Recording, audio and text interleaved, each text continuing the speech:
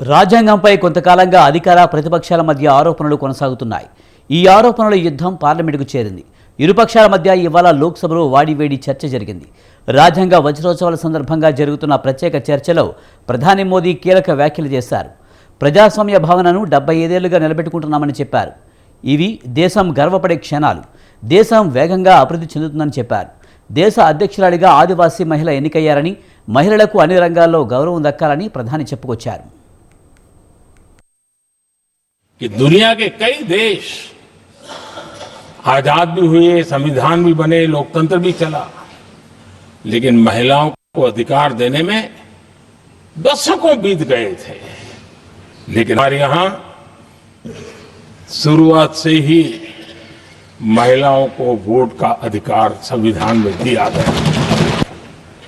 हमने G20 की अध्यक्षता के दरमियान विश्व के सामने విమెన్ లెడ్ కాంగ్రెస్ పై ప్రధాని మోదీ ఆగ్రహం వ్యక్తం చేశారు. ఆ పార్టీ ప్రజాస్వామ్యం గొంతు నొక్కిందని విమర్శించారు.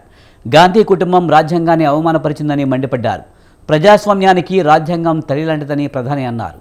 ప్రజాస్వామ్య దేశాలు భారత్ను విశ్వసిస్తున్నాయని చెప్పారు. దేశ అభివృద్ధిలో మహిళల పాత్ర ఎనలేనిదని చెప్పారు.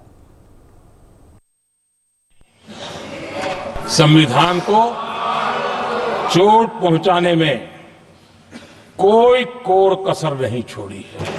55 साल एक ही परिवार ने राज किया है।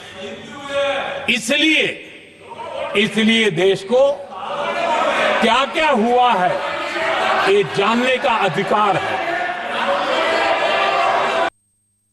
हमारी जो विचारधारा है, इंडिया गठबंधन की विचारधारा है, वो देश में कॉन्स्टिट्यूशन लाई है।